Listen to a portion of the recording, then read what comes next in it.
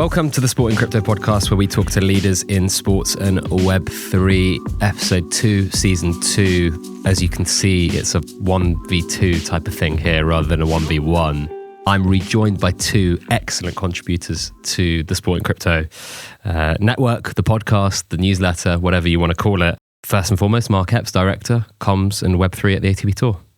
Happy to be back. Yeah, thanks for coming back on. And also joining us, as you can see, Tareq Nazlawy, co-founder and CEO of Trace. Thanks for having me again, Pet. We're in Lisbon, and thanks so much for having us and being so hospitable. Mark, why don't you tell us what the last 12 to 18 months has been like for you at the ATP? Really exciting, honestly. A lot of learnings, a lot of innovation. We started this journey in 2022, and we have now dropped 3 different collections, each at our year-end finals in Turin, the latest being Momentum, which we're going to talk about on this podcast. You know, in each of those drops, we learned something different. We approached a different audience. We approached with a different goal. And both of those editions, 2022 and 2023, taught us different things.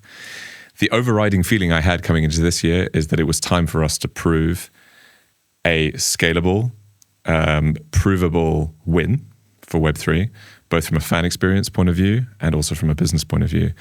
My goal is not to continue doing isolated drops, but to achieve the escape velocity and push forward into next season. And I think we achieved a lot of big wins with the latest drop.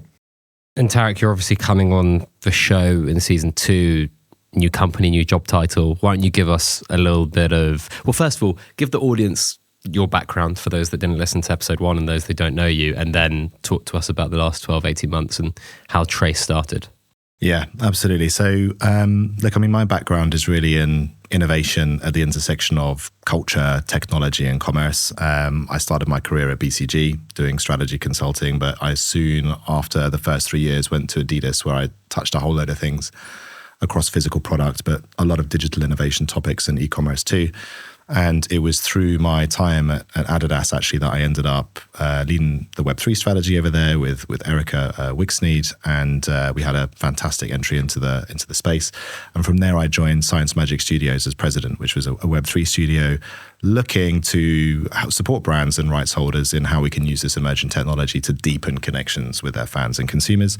And that was when we were last talking on the podcast, and we were talking about, where could things go in the space? And I remember very clearly talking around the need for the direct relationship between fans and the things that they love in order to really channel cultural capital into business opportunity.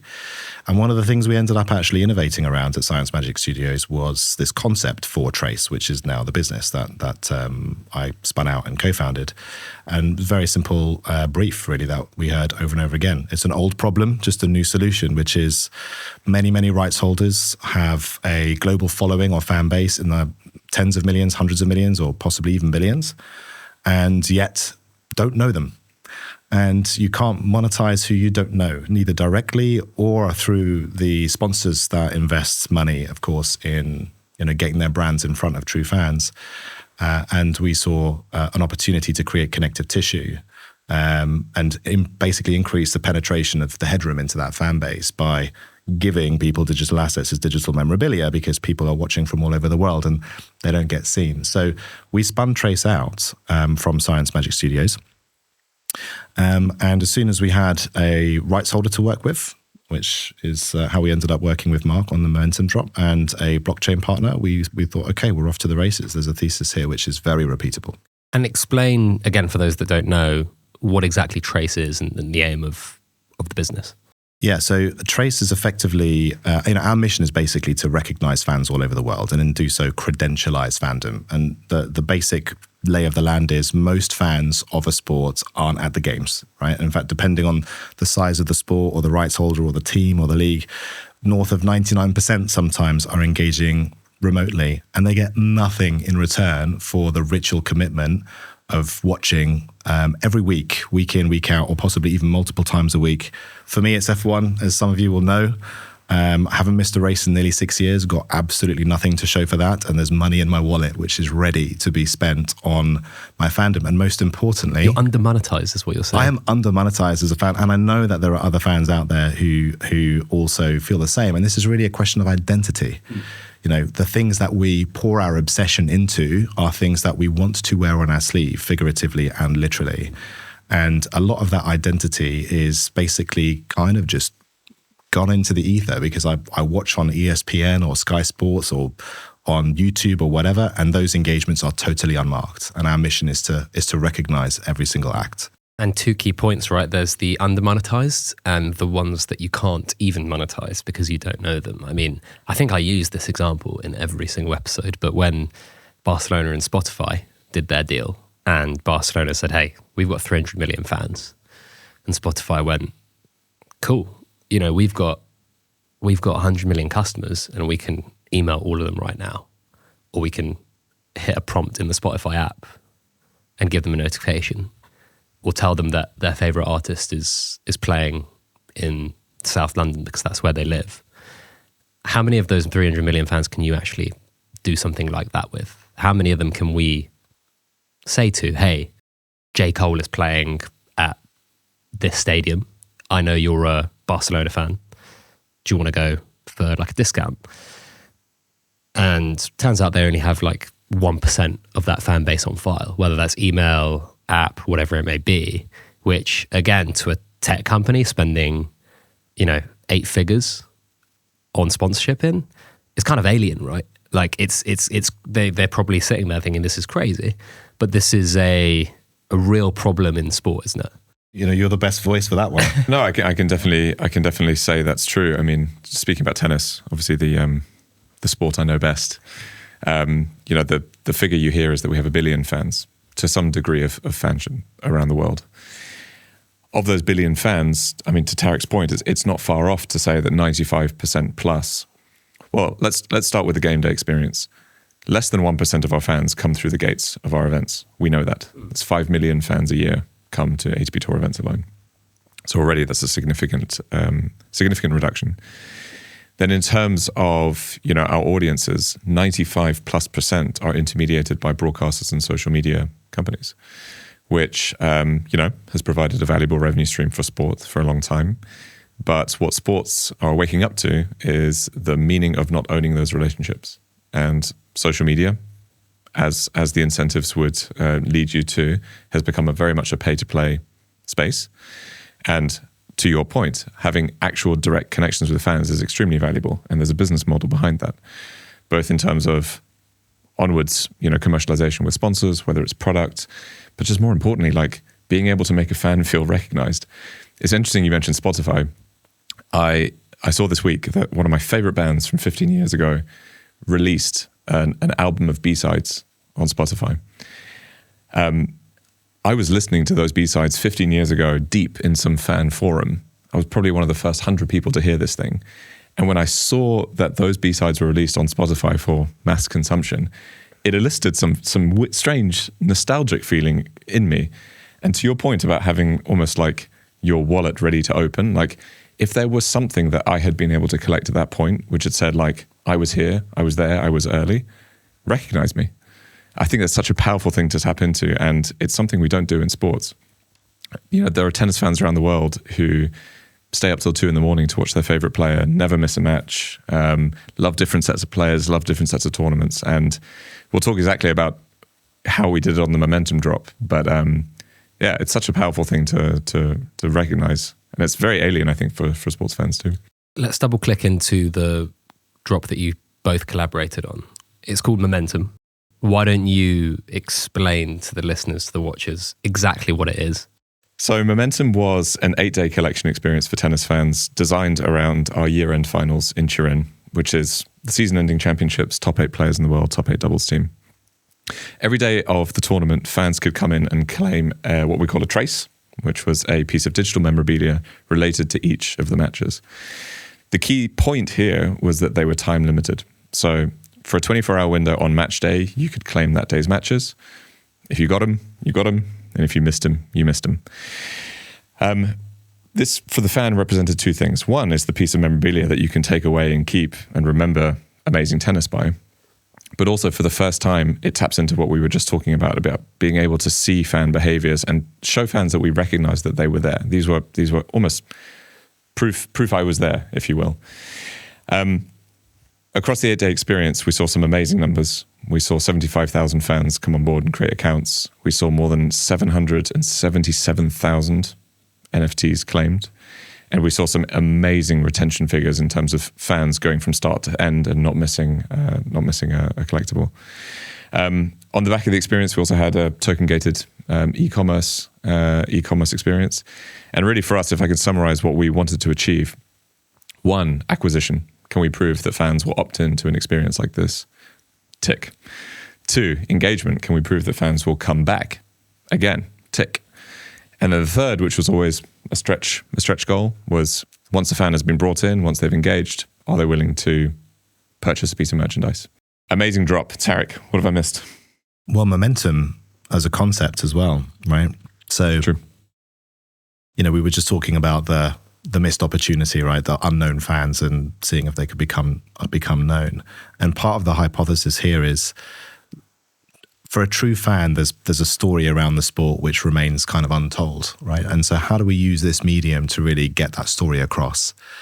And the concept of momentum was something which struck us quite early in the process, because there are multiple, across different sports, there are different untold stories, right? Like in a motorsport race versus a football match, the things that you can't see on broadcast, but a true fan understands, they're all slightly different, the stories beneath the surface.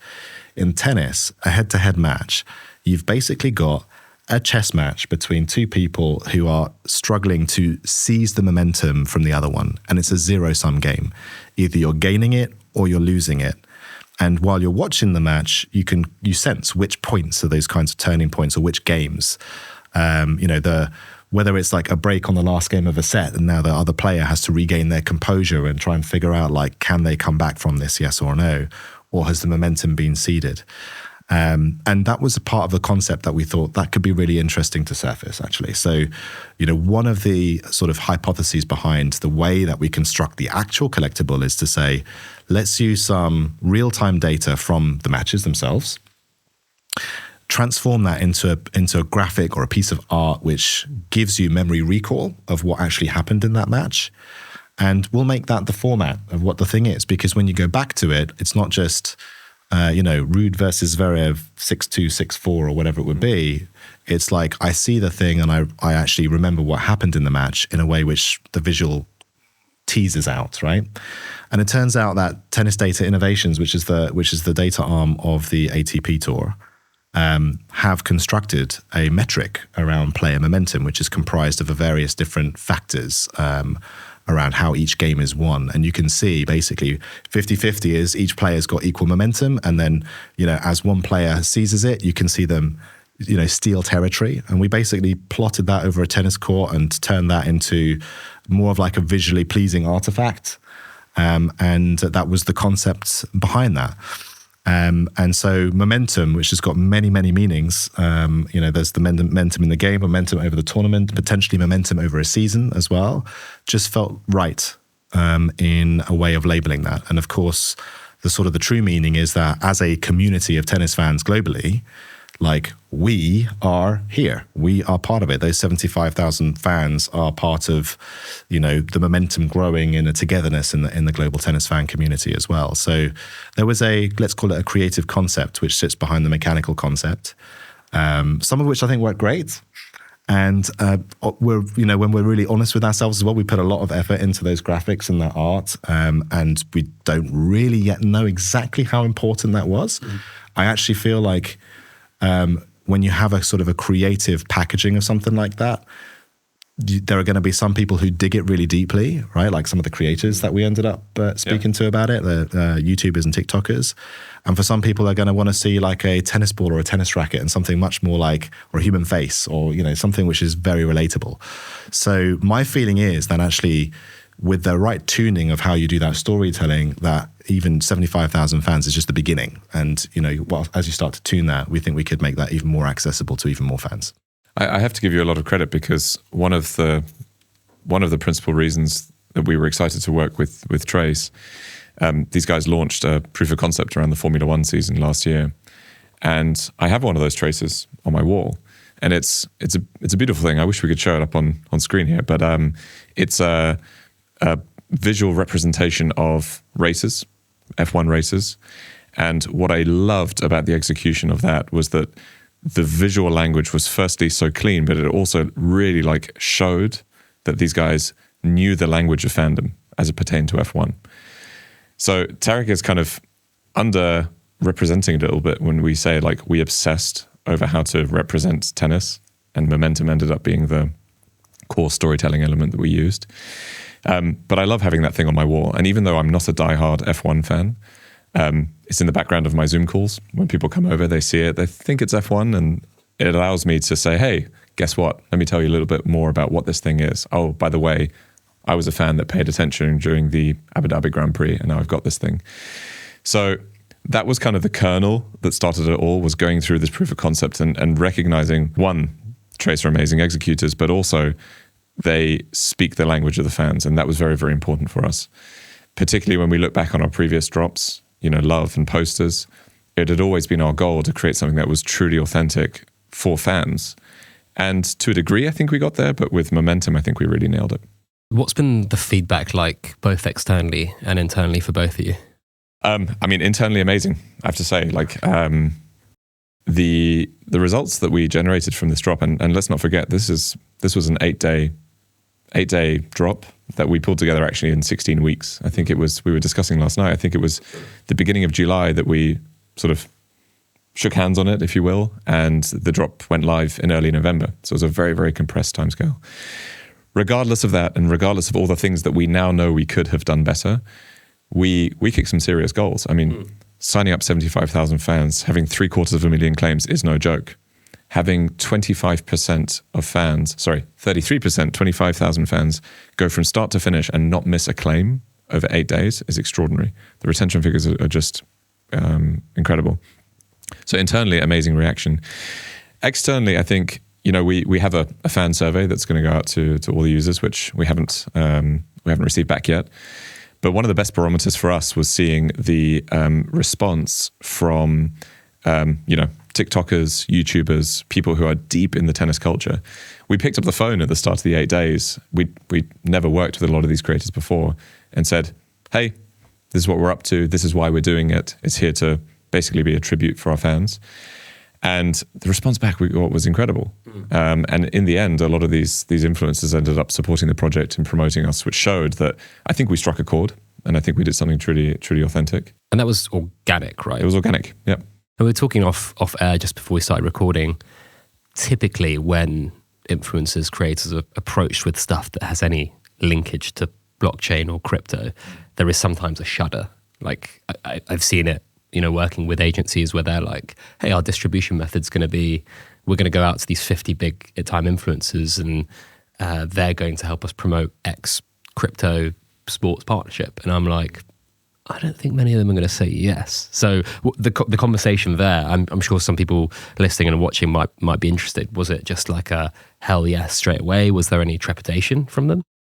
It was never, the point you raised about aversion to crypto, if you will, was never really a talking point. And I think that was largely due to the fact that the experience was in many ways quite Web 2. If you delve deep into our FAQs, you will understand that the things you're collecting are digitally scarce assets on a blockchain. But for the average user, you would never really know. At the end of the day, we created something for the fans that was free to play, free to participate in, that had some very clear intentions in terms of recognizing the fans. And I think that's what resonated with these influencers. And we had a lot of fun with it, There was a streamer called Cam Williams, the Tennis Talkers, his channel, 200,000 odd subscribers. He would do live watch-alongs every day during the finals. And on his show, he'd kick things off by doing a daily art reveal. So he'd reveal the traces from the day before. And, we just really played it by ear. One day, each trace had a sort of an editorial write-up and a title. And we reached out to Cam one day and said, hey, why don't you ask your community to come up with the titles for the day's artworks? So they'd watch the match and then they'd suggest names and we ended up using them. That's really cool. So we had a lot of fun just like getting community feedback and being a bit more playful. It was very new for us, I would say, as a brand to kind of talk in that way. The kind of community-led approach, probably new to the ATP, right? I think so.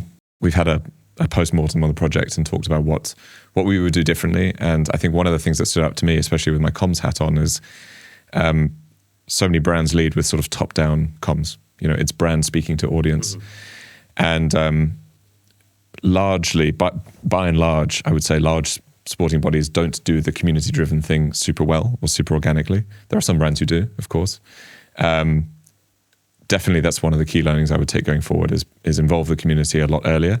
Of course, we launched this thing in 16 weeks. We didn't have a ton of time to get feedback and share creative, but we did what we could, being scrappy, and something I'm really excited about for what comes next.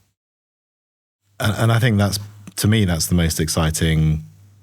I don't want to call it an asset. It kind of makes it feel a little bit somehow diminished or transactional, but there's now a community to shape what happens next, right? Like anybody who watched episode 1 with us will probably be tired of hearing me say things like, when it comes to corporate innovation, you have to sort of pick the size of swing that it is that you want to take, be very deliberate about what you want to prove. And here it was, okay, if we do something like this, free to claim, time limited, even with very limited gamification, honestly, there was very low stakes here. There was a whole backlog of things that were like, where we want to take this.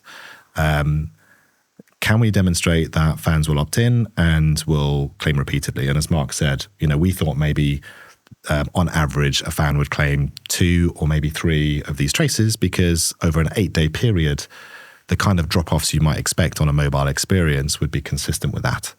So instead of being at 2 or 3, it being over 10 on average, we were kind of blown away by those things. So when we talk about scoring a goal, you've got to be quite deliberate. But now, like where we go next, there are now 75,000 people involved in that and a handful of creators, where we don't have to do what we did and hunker down and come up with the hypothesis. There is and this is a very Web3 way to go about things, is consultative. Try and figure out now, of those engaged fans, who actually wants to contribute to shaping how this product can go, how this experience should roll, the creative aspect of it, the product features aspect of it. And so now this is an asset for the ATP Tour in involving its fans in crafting the fan experience. And I think that's one of the main things that we hope Trace can bring to rights holders, right? Alongside, of course, the fact that as fans start to pay attention and these things are obviously eminently collectible, that becomes interesting for brand sponsors too, right? Because at the end of the day, what they want? They want the attention, the hearts and minds of, engaged fans. That's why $100 billion is invested every single year in sports sponsorship. And here we have a group of self-identified fans who want to shape how that experience looks. And that's very fertile territory when it comes to the sponsorship side of things. Just on that as well, there are a lot of sports execs out there that will tell you they think the sponsorship market's going to grow. And that's not the biggest slice of the pie for most sports rights holders, rights broadcast. That's the golden goose right now. I remember you posting something recently where you referenced a report which basically said most sports execs think that the broadcast revenue is going to plateau.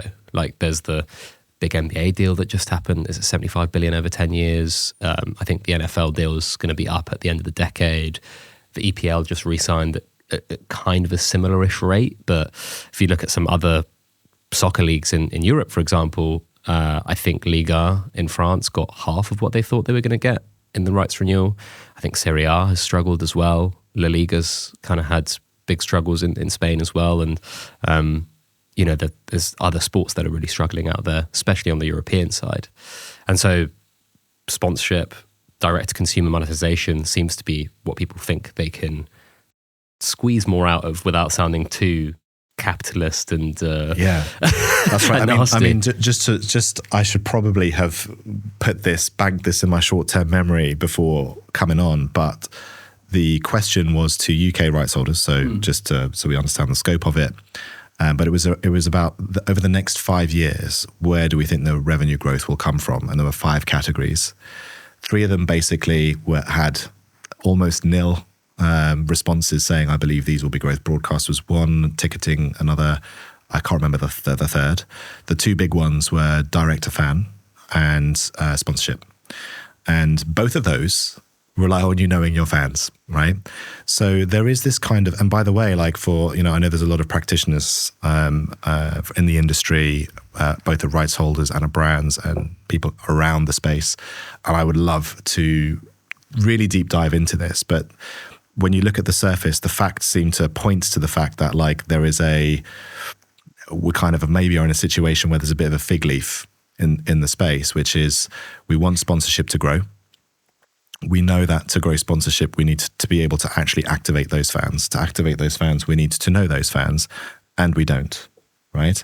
Now, not every sponsor is the same, but there is also evidence that 80% of brands who sponsor sport, so 80% of that $100 billion that's invested every single year, are under pressure to demonstrate better return on that sponsorship. 60% of CMOs are directly asked by CEOs and CFOs to show me what this is getting us, right? So especially, change in leadership can happen on the brand side.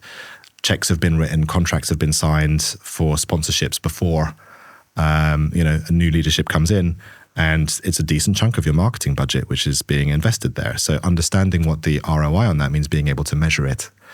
And that's hard to do. It's very hard to measure the return on sponsorship, right? There's a whole industry of, very scientific econometric ways to sort of attribute sponsorship investment to sales attribution. And especially for consumer-facing brands, that measurability is really, really important. So having the ability to show when a fan has touched the ecosystem, I've claimed something, I've even looked at it, or I've used my credentials, because we talk about it as a collection, right? It's not really just a collection of match art. It is credentials, right? These are things that demonstrate I was here and I was engaged. And imagine doing that over the course of a season now. Like if we had been doing this the last 6 years, I would be like in the top 10 F1 fans around the world, right? And that credential is something which should unlock access on the other side of a door. And that door is to the rights holder itself, like the F1 experience or the ATP experience, and with all of the sponsors who surround that sport as well. And that's where we think that there's a multi-sided problem to be solved here. Recognition for fans, data for rights holders, and return on investment for sponsors. But there's got to be a connective tissue. One of the best sort of illustrations for me of Tareq's point about how important knowing your fans are is the response that we had internally from the ATP. Obviously, I'm the face of the Web3 division. I'm on the podcast today, but there's a whole team of people behind the scenes who worked to make this drop possible. And the buy-in that we had from across the company shows that knowing your fans is important for digital. It's important for tech. It's important for social, for marketing, commercial. Each one of those departments is benefited by the KPI that we were driving for. It's very different to saying, hey, this is an innovation play and we're off to do some cool fan engagement proposition. It was an incredibly unifying goal, and I think that speaks to just how singularly important knowing your fans is for sports rights holders. I want to talk a little bit about the longer term outlook here, because one of the things I've been writing about and thinking about a lot is, for obvious reasons, most rights holders will do one-off siloed drops, right? I think Love, Posters, and Momentum are 3 examples of that. When you're thinking about this yourself and talking about it internally, is there as you said, we need to hit escape velocity to make it so we can do something longer term and more ingrained?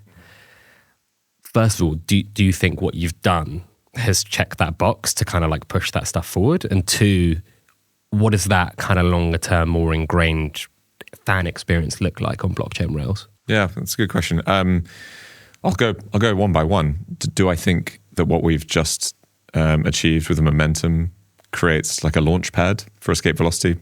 100%. For all the reasons I mentioned already, we launched the thing very quickly. There's many things that we would have changed and would have done better. Despite all of those things, the numbers are extremely promising. If I talk 5 years in the future and I say like, what is the ultimate vision? It's fan ID. We've got 1 billion fans. Let's say even if we call 200 million of those fans like deeply engaged, every single one of those fans consumes the sport in a different way.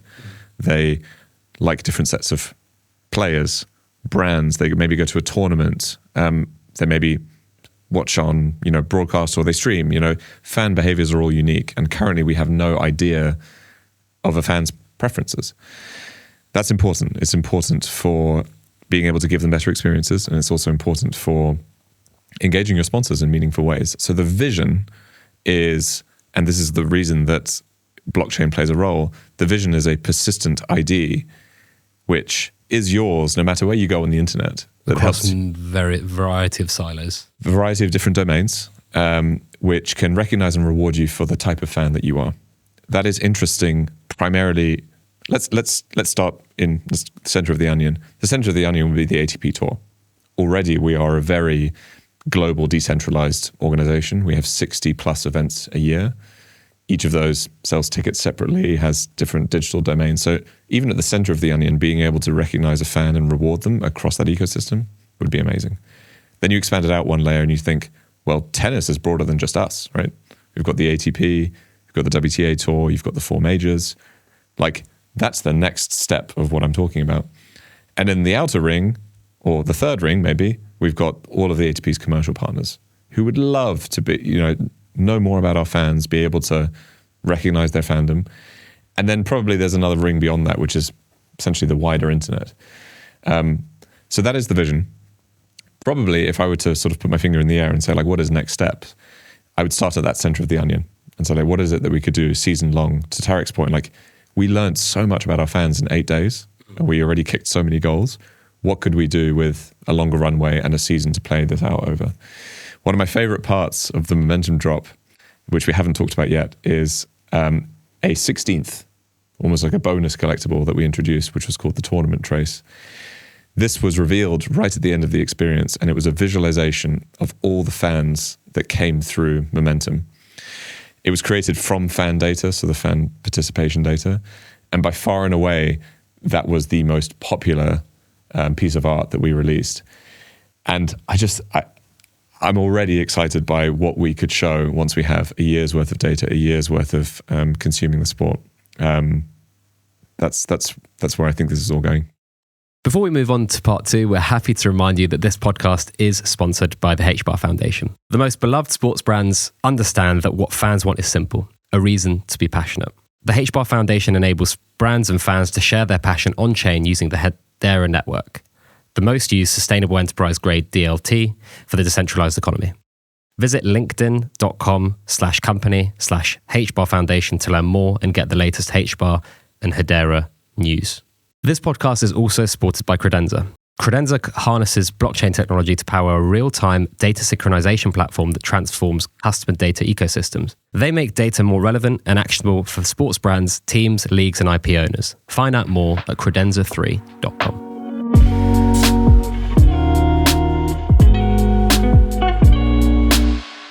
So getting back into it in part 2, I really want to drill down into the learnings. What would you guys have done different if you had your time back? 16-week sprint for an 8-day, everyday event, claim reveal. There must have been lots of humps, hurdles, and things you had to maneuver around to get this out there in time. And I'd love to hear what you would have done differently. We just had a post-mortem the other day. There's a long list, as there is whenever you do a program like this one. But I think if I might just flip it on its head and just say one thing that I know that we nailed is the team. If you're going to do something like this in such a short time span, then you've got to have a rights holder who's willing to do it. Of course, us who are looking to develop proof points. But we also built this on the Sui blockchain. We had amazing support from Sui to integrate the application with the blockchain in time as well. And EPAM Systems as well, who we are actually developing the product with, who are very experienced in enterprise blockchain stuff like what they've done with Hugo Boss and the rest of it. We wouldn't have been able to hit that timeline without people who are true believers in the use case, right? So I think that's the first thing. And that's a very, very strong foundation to build on. We did make some choices though, right? We knew that in the spirit of being focused, there were lots of things that we weren't going to be able to fit in. Like, in my view, the experience it's clean, it's simple, very easy to kind of come claim and reveal, and it's almost there's very little friction in going through it, but there's no stakes. right? So the first thing is, and this is in our backlog, of course, is like all of the things that we can do to introduce a little bit more jeopardy. Obvious one, we should have made you pick one of the two matches, right? Tareq loves this idea. I mean, why didn't we make you pick one of the two matches instead of allowing you to claim both? Then like, you know, then I'm a bit more curious about, well, which one did I miss? You know, these are things that like, I think... It's like choose your Pokemon at the start of the game. Yeah, exactly, right? And then it gives also Mark a little bit more information about like what are people opting into and selecting versus not. Yeah, right? and then that creates a natural feedback loop, right? 100%. Everyone's picking the yellow one every time. Like, well, they should all be yellow. No, well, joking, people are predicting, you know, either they're following their player, right, the player that they prefer, or they're sort of predicting a little bit like which trace might be a bit more dramatic depending on the outcome of the match. That's a missed opportunity, right? So I think like our clear intention is to raise the stakes a little bit, because we all know that like, and I wrote a lot about this in that article, is this is really about a playable collecting experience. And the basic thing is collectability. There's a compulsion there, but like creating a bit more like multiplayer stakes. What choice did I make versus what did you? And how does that link to the outcome? Absolutely is the next place to go. I could go on. Yeah. I could certainly go on. I think raising the stakes is one. And I think the art is another as well. I think on the art side of things, and we have yet to get this feedback, I think maybe more relatable artwork would have opened to more than 75,000 people. Sometimes we're, you know, in the sort of depth of the rabbit hole of obsession around which stories to kind of tell. Yeah. You sort of figure out whether everybody jives on that frequency or not, right? At the end of the day, it didn't really affect whether people were coming back or not, but more relatable artwork might open it up to a wider funnel as well. And I think we have to think hard around the level of effort or the level of variety, for example, we could actually create. Could be tuning into different channels of creative depending on what kind of vibe you're into.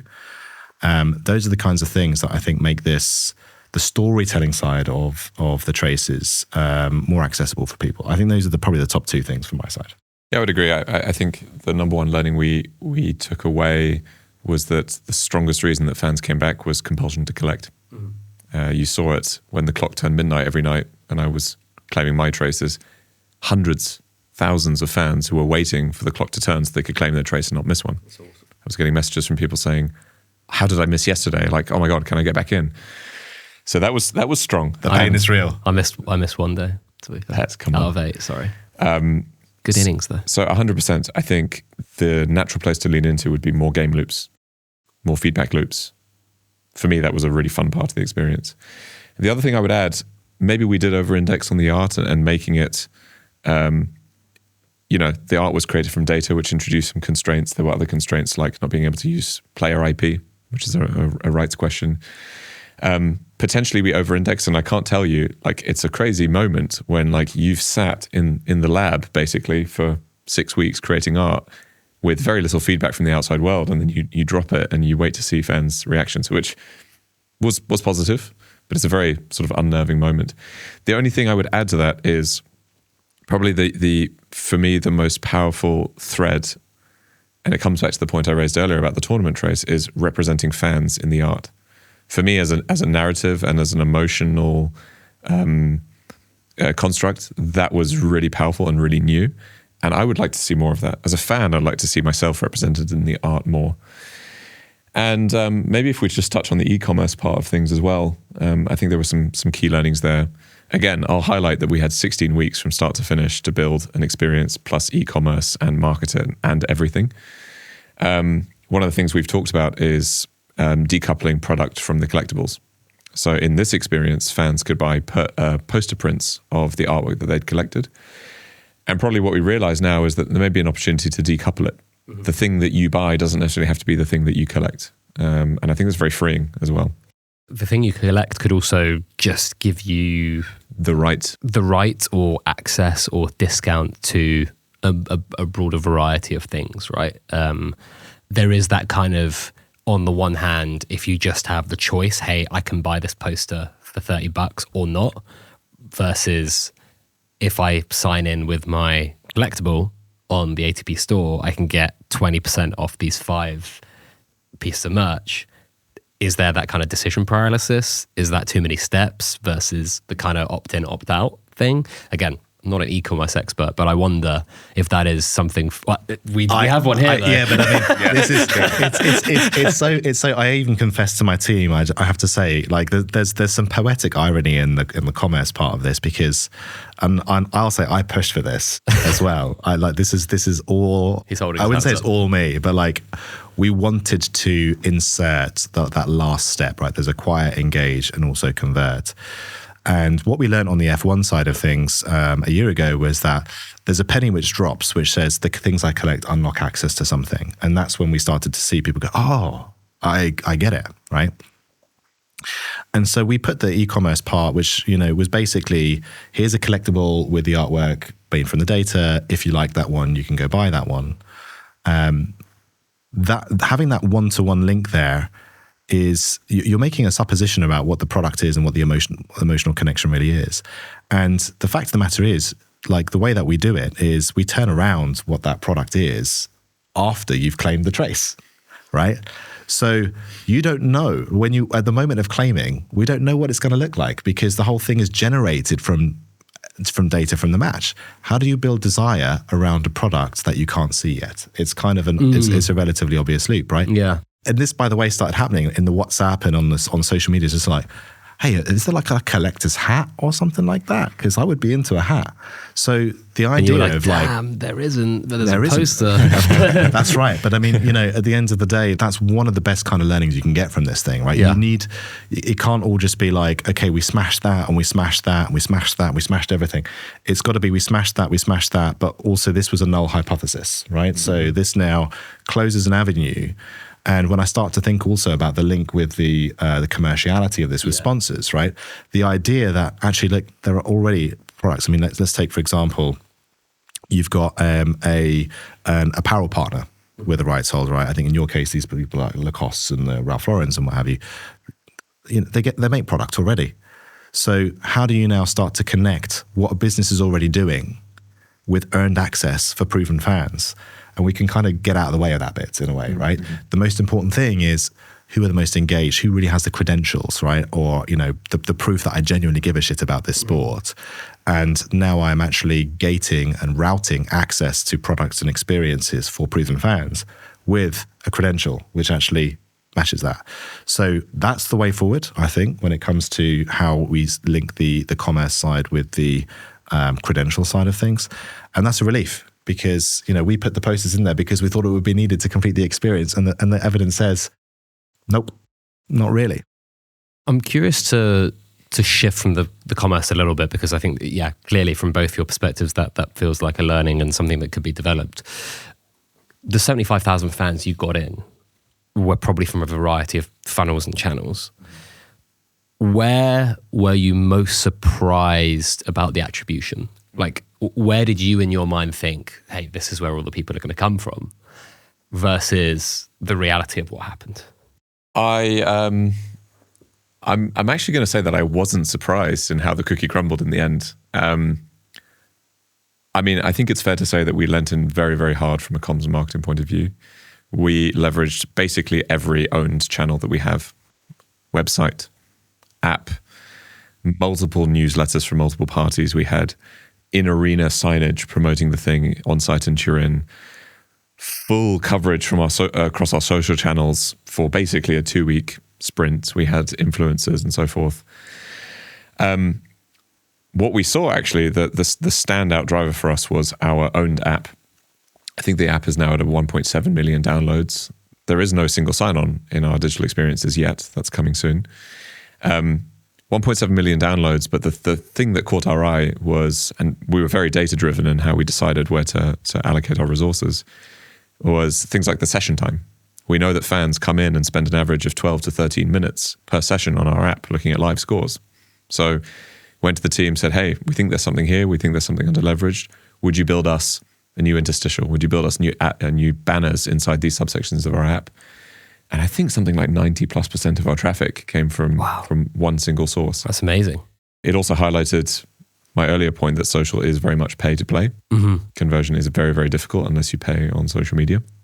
In arena, maybe underperformed what I expected. Yeah, I when you told me, I mean, off air that like there were very few people that kind of scanned QR codes and stuff, that surprised me, because whenever I've been to sporting events and I've seen QR codes around, either giving me something free, a discount, an opportunity to get something free. You know, you walk around, you know, we've been to tennis events together where opportunity to win this random thing by a sponsor's stand, and I'm like, yeah, I'm all in. Let me scan that QR code.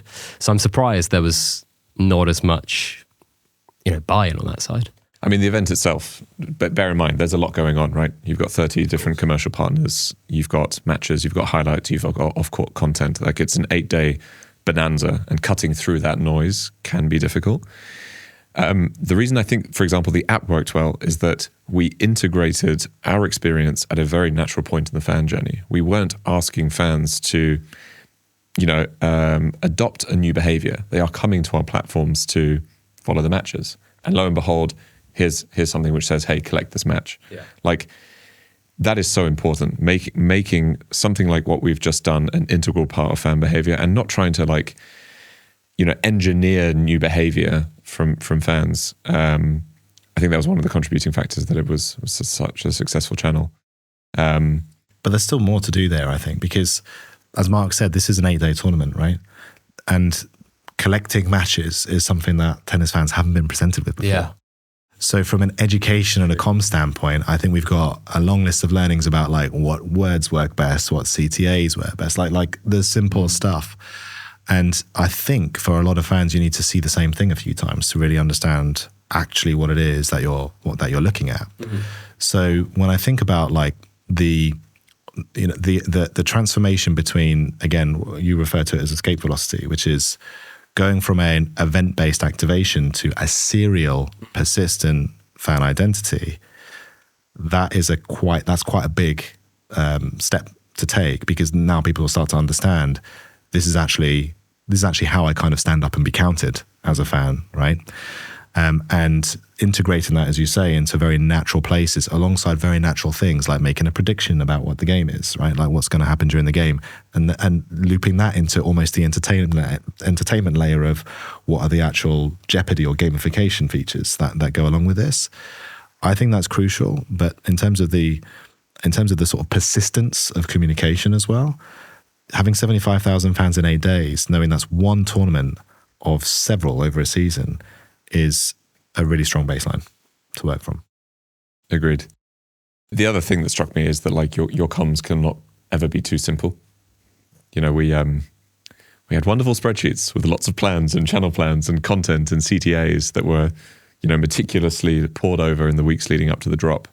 And then once you're in the arena and the thing's gone live and you start seeing the comments and the responses, I give us a lot of credit for being very agile and changing the way we spoke, the tone of the messaging, the channels. Some channels we stopped leading into so much, and again, just looked at the data. Your point about education is a good one. It's a lot for a fan to get their head around, and it has always been my mantra of keep things simple. This one has just made me re-believe what I already knew. It's got to be extremely simple.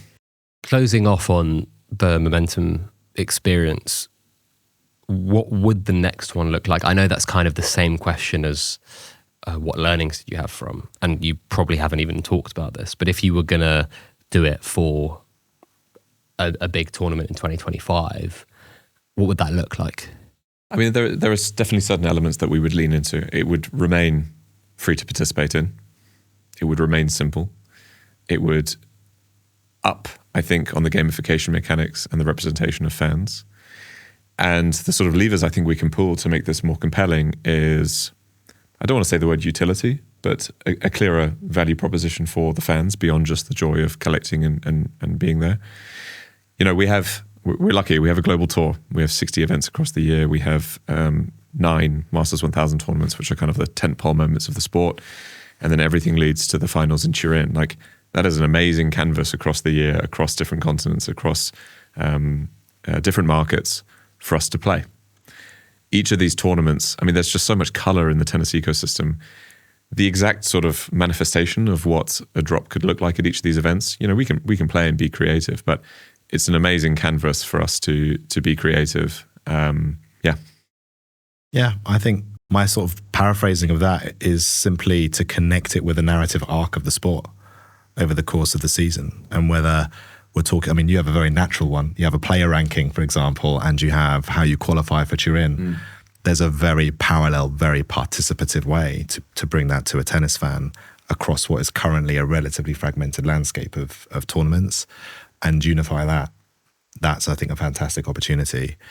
And then you sort of look in multiple sports and the idea that like there is ritual, there is repetition in the format of the thing. The calendar is there, honestly. All we're trying to figure out how to do is this cultural energy which amasses and then dissipates around the core ritual of the sport, which is the actual game. Don't let that disappear and bring that into the narrative of the sport and make that something a fan can, they already feel like they belong in. How do you now actually create that connective tissue to make that a much more participative experience? So I think there's a very repeatable way to tie this into the digital ecosystem around the narrative of the sport itself, no matter what the sport is. So we used to ask the question like, what are crypto skeptics wrong about? What are people in crypto over hyping and overvaluing? But I seem to think that that's the wrong question to ask at the end of 2024 compared to like 18 months ago. Where do you see the biggest potential value add right now as we sit here in November 2024 for sports from this technology standpoint? Well, I know this guy who wrote this article called The No-Brainer Use Case for Web3 in Sport. I can't remember his name, but you should definitely read that. Look, I honestly think this is about realizing that there's an old problem that has a new solution, right? We talked about the problem. The cultural capital around an intellectual property is massive, and the actual captured value of that is small, right? Or in terms of fan capital. That problem has been existing for a while, and the pressure to solve that is growing. So the first thing is, go where the pain is real if you want to kill some pain, right? The second thing is, things have moved on a little bit, right? We can now use digital assets as connective tissue because they are a gift we can afford to give, right? You know, we built on the Sui blockchain because it's fast, it's scalable, and it's cost effective to do so. So the idea of having a free to mint program here of provably scarce assets as a marker of engagement is now possible. So when you look at how that technology has evolved, and that gives us the opportunity to connect the digital scarcity and verifiable credential that you get with a blockchain technology and link that with a business pain, which has been sitting there and it's just been brewing over several years. And it's only becoming more and more acute.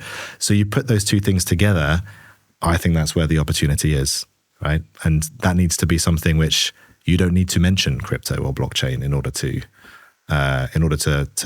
be the painkiller for that.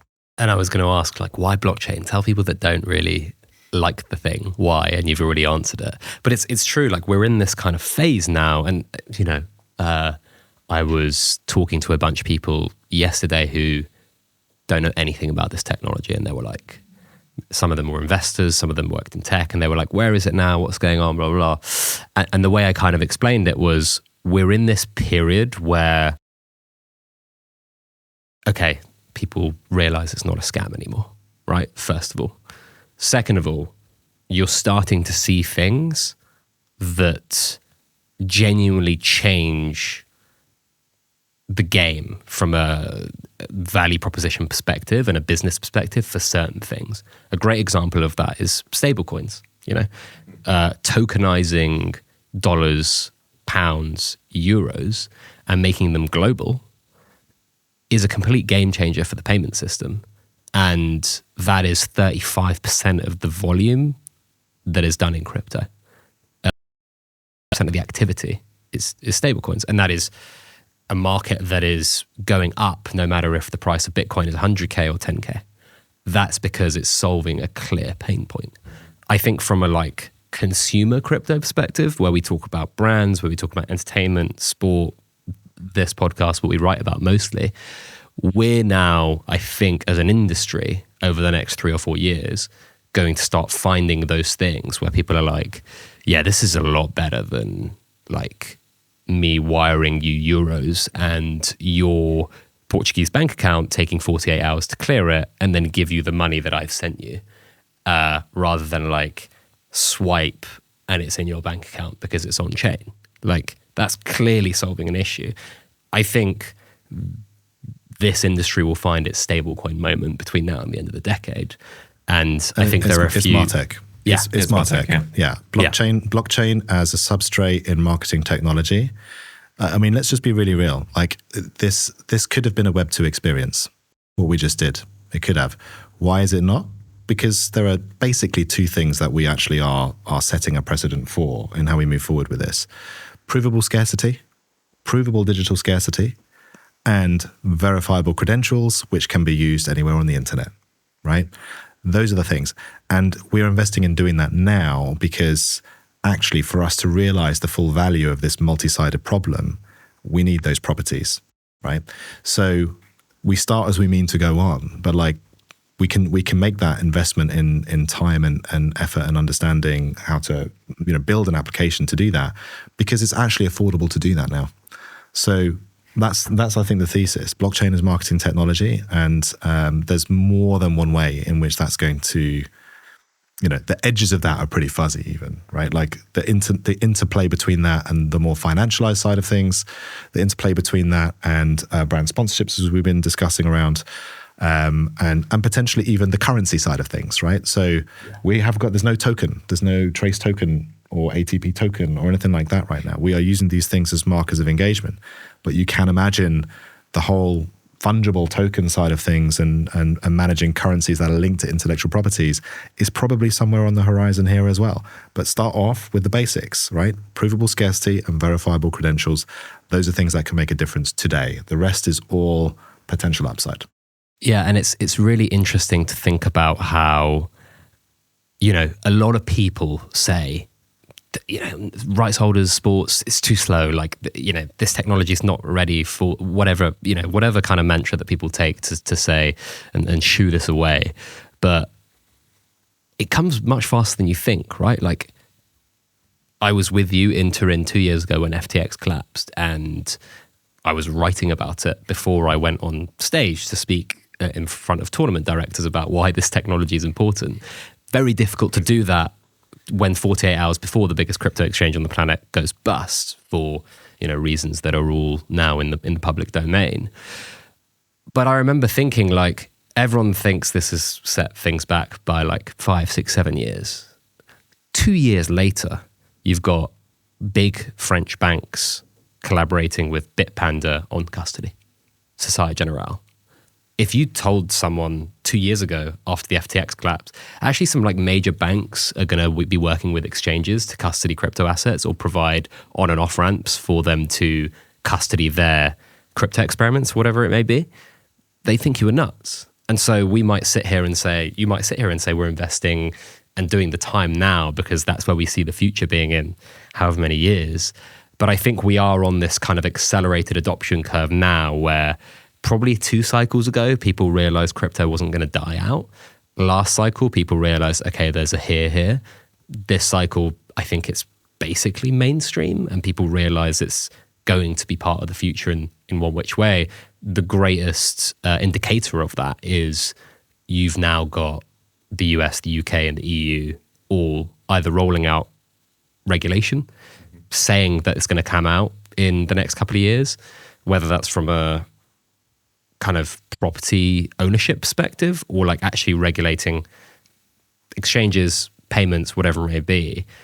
I think that the stuff you're talking about is going to definitely come along quicker than we thought because it's going to solve a pain point so well that people are going to no longer be able to ignore it, is my roundabout way of saying that using various strands of thinking.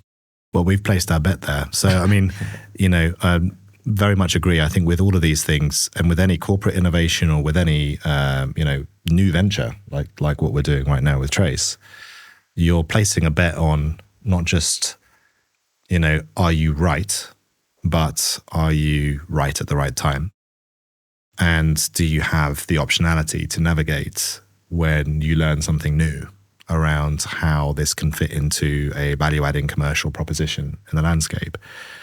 And I think there are signals of confidence of that now. And the sort of the trendy things to say are obfuscate, right? Obfuscate the technology side of things. but sometimes the obvious things really are kind of true.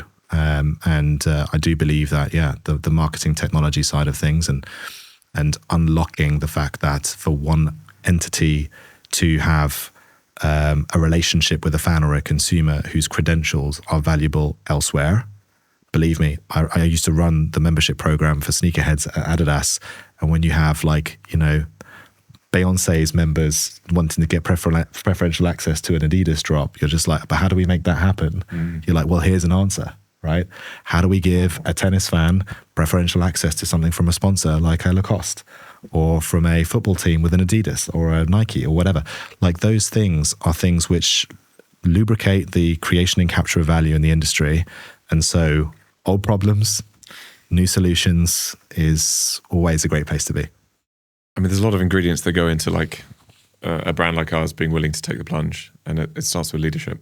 I mentioned when I first came on your podcast last season, I was given the best possible mandate by our leadership, which is we see potential, we don't get it, but go out, take risks, learn, and try not to spend too much money. You couldn't ask for a better mandate. When I talk about this stuff internally, the big idea is the persistent fan ID, as we've talked about. That is that is a behemoth of a vision in terms of where we currently are as an industry, and you've got to take small chunks. It's innovation, right? When Tareq and Trace approached us in summer and said, I want to make this as much of a no-brainer for you as possible, it was focused so singularly around that goal of knowing our fans and growing the addressable fan base. Nothing else. It was stripped down to its bare bones and de-risked as much as it could be. And we've just done an 8-day drop where we learned a huge amount. We've proven a win, and we've set a really sort of fertile stage for what could come next year and beyond. So it's not as easy as you say. I think there's a lot of elements that need to be in place for. But again, right, 2 years back, who would have, as I put the exchange kind of example I used, people would have thought you were crazy to say that big major banks would be working with exchanges in that way. And I think 2 years down the line, we're going to be sat across the table again and be like, damn, that went quicker than we thought, right? That's my hope. Fingers crossed anyway. But you're from the inside, so you might be right. I mean, I'm extremely optimistic about this industry in general. So I share your sentiment. I'm also surprised at how quickly things have rebounded, and the sheer volume of major announcements that you see by government, sovereign wealth funds, big banks, you name it. I mean, it is extraordinary. You can't keep up. We're riding a crest, and we all know it's cyclical. We all know a lot of it is also price driven and attention driven. But I think our industry is in a good place, and I'm extremely bullish. Just to rotate what you said, I think a lot of this stuff comes to how you go about it. Probably the biggest risk for us is that, Mark Eppses don't grow on trees, right? So, key man risk.